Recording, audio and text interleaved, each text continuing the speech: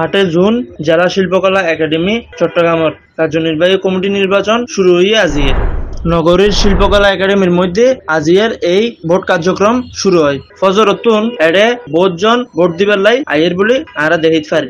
জানা গিয়ে 2018 সালের 21 জুলাই চট্টগ্রাম জেলা শিল্পকলা একাডেমির কার্যনির্বাহী কমিটির নির্বাচন হয়ে মেয়াদ 3 বছর তাহিলিও 6 বছর পার করিবার পরও ইবেরে বিলুপ্ত করিয়ে নেয়। সম্প্রতি এডক কমিটি গঠন করিবার লাই প্রস্তুতি এবং নির্বাচন ফেলাই।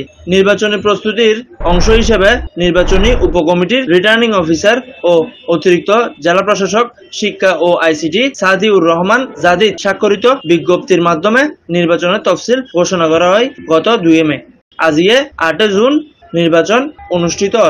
বর্তমানে চট্টগ্রাম জেলা শিল্পকলা কার্যনির্বাহী কমিটির নির্বাচনের মধ্যে 8 পদের বিপরীতে প্রতিদ্বন্দ্বিতা করিবুতে 22 জন। এর মধ্যে সহসভাপতি রইলতে 2 পদের প্রতিদ্বন্দ্বিতা করিবুতে 4 জন। সাধারণ সম্পাদক পদে প্রতিদ্বন্দ্বিতা করিব 2 জন। এছাড়াও যুগ্ম সম্পাদক পদে 6 জন এবং কার্যকরী সদস্য 3টি পদত বিপরীতভাবে 10 জন প্রার্থী প্রতিদ্বন্দ্বিতা করিব বলে জানা যায়। নির্বাচনে সহসভাপতি পদে প্রতিদ্বন্দ্বিতা করার অঞ্চল কুমার চৌধুরী, SKS মাহমুদ, তাপস শেখর ও দীপেন কান্তি চৌধুরী।